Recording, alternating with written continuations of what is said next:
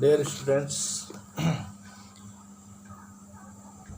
in our last video, I'd get you some hard word meanings,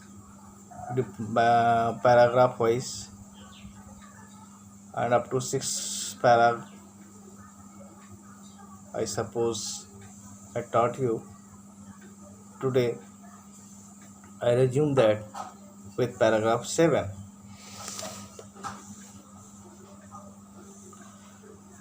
I bought one teeny basket for a few annas. I bought a few baskets for a few annas, another fruit basket for a bit more, a beautiful waste paper basket for a rupee,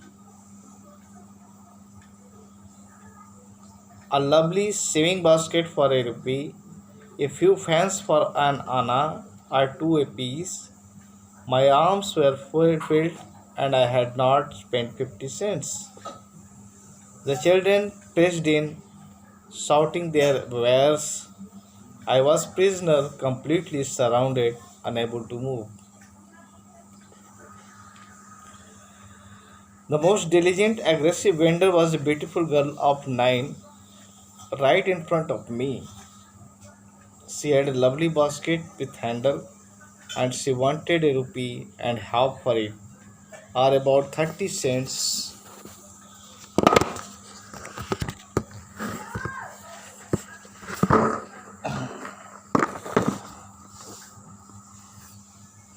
She was an earnest pleader. There were tears in her eyes. She pleaded and begged in tones that would wring any heart.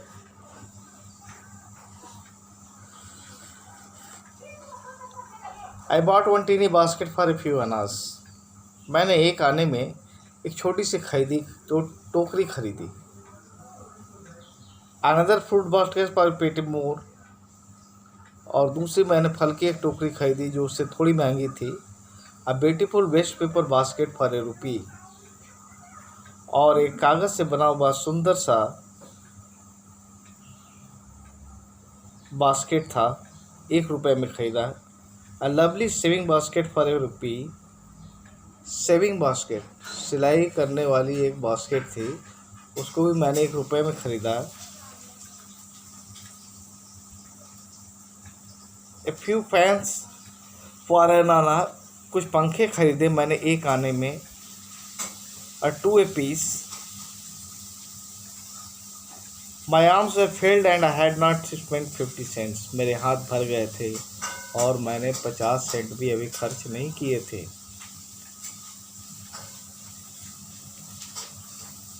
The children pressed in, shouting their wares. बच्चे जो थे वो दबाव डाल रहे थे और आवाज़ दे रहे थे. I was a prisoner, completely surrounded, unable to move. मैं एक कैदी की तरह हो गया था जो चारों तरफ से घिरा था और कहीं मूव नहीं कर सकता था, कहीं हिल नहीं सकता था.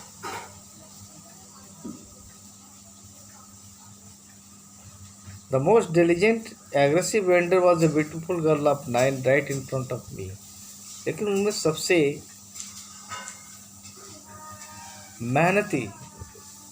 मेहनती एक विक्रेता थी.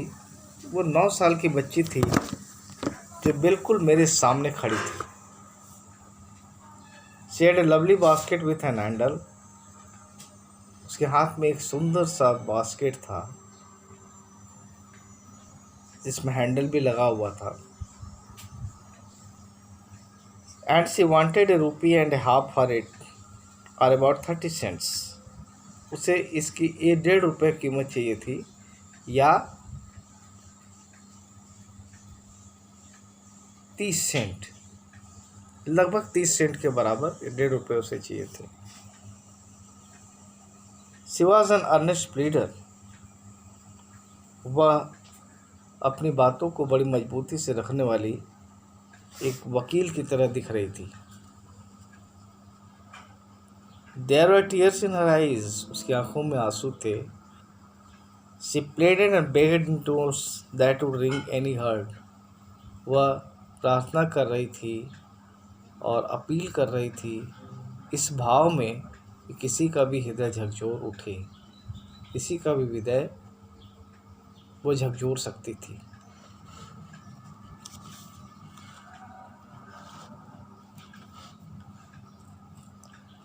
अब paragraph 8, my arms were full, I had no room, let alone any need for another basket.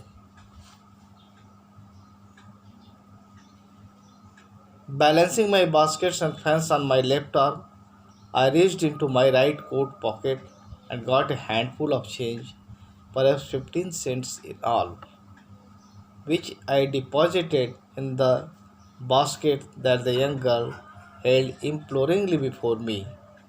I tried to explain that I could not buy the basket, but extended the gratuity as a substitute. I realized at once what offense I had given. This child of 9, dressed up in rags and on the edge of starvation, raised her chin, reached into the basket, and with all the pride and graciousness of a lady, handed the money back to me. There was only one thing I could do. I bought the basket.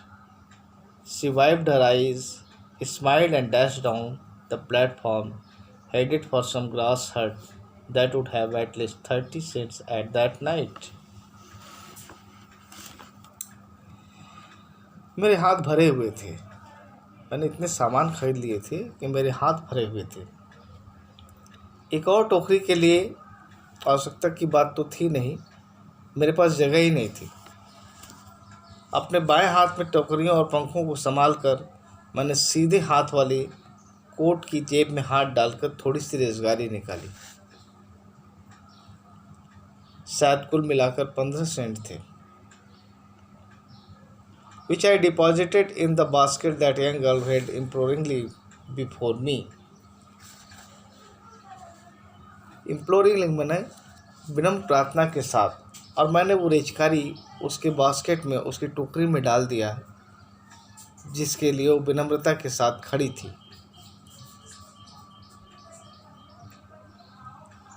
I tried to explain that I could not buy the basket. मैं उसे यह बताना चाह रहा था कि मैं basket नहीं खरीद सकता था, but extended the gratuity as a substitute, परंतु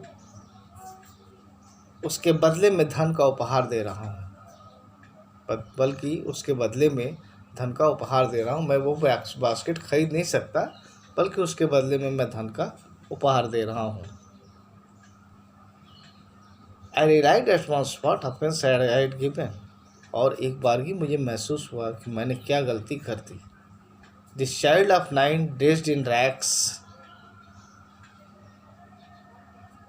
and on the edge of starvation, ये 9 साल की बच्ची जो कि चिथड़ों में लिपटी हुई थी और भूख की शिकार लग रही थी, raised her chin, अपने ठोड़ियों को ऊपर उठाया, reached into the basket, और बास्केट में हाथ डाला, and with all the pride and graciousness of a lady, और पूरे गर्व और शालीनता से उसने वो पैसे उठाए और मुझे वापस कर दिए। जो टोकरी में मैंने पैसे डाले थे, उस 9 साल की बच्ची ने बड़ी शालीनता और गर्व के साथ वो पैसे उठाए और मुझे वापस कर दिए। There was only one thing I could do. मैं सिर्फ एक ही काम कर सकता था। I bought the basket. और मैंने वो टोकरी खरीद ली। She wiped her eyes. उसने अपनी आँखों को पोंछा, smiled, मुस्कराई, and dashed down the platform, और तेजी से प्लेटफॉर्म से नीचे उतर गई। Headed for some grass hut, घास से बने हुए झोपड़ियों की तरफ वो बढ़ी। That would have at least 30 cents that night. और उस रात उसके पास लगभग 30 सेंट्स थे। And the 9th and 10th paragraph,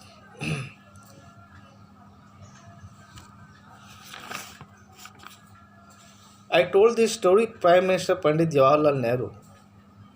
I told him it was one reason I had fallen in love with India. ये कहानी मैंने जवाहरलाल नेहरू को सुनाई और उनसे कहा कि यही वजह है कि मैं भारत से प्यार करने लगा, मुझे हिंदुस्तान से प्यार हो गया। द पीपुल आई सा इन इंडिया, मैंने लोगों को देखा भारत में, those in the villages as well those in high office, जो कि गाँव में रहते हैं या तो सरकारी कर्मचारी सरकारी महकमों में उच्च पदों पर थे, have both pride and lively sense of decency and citizenship, उनमें नागरिकता और गर्व के बड़े खूबसूरत एहसास थे, बड़े खूबसूरत अंदाज थे। They also have a passion for independence, उनके मन में आज़ादी के तीव्र भाव थे। दिस ब्यूटीफुल चाइल्ड, यह छोटी सी प्यारी बच्ची, बॉर्न इन स्क्वालर एंड पॉवर्टी, जो दरिद्रता और गरीबी में पैदा हुई थी, अनएजुकेटेड, बिना पढ़ी लिखी थी, in both grammar and manners, अपने किताबी ज्ञान और तौर तरीकों में भी, had given me a glimpse of warm soul of India, उसने मुझे भारत के जीवंत आत्मा का की एक झलक दिखा दी। So the lesson is over and I hope all of you have got the lesson very careful, very clearly, and just you have one task with yourself, just go through all the word meanings of the lesson and go with revision also, that's so that you may understand the text well. Okay, see you in the next video. Thank you, see you again.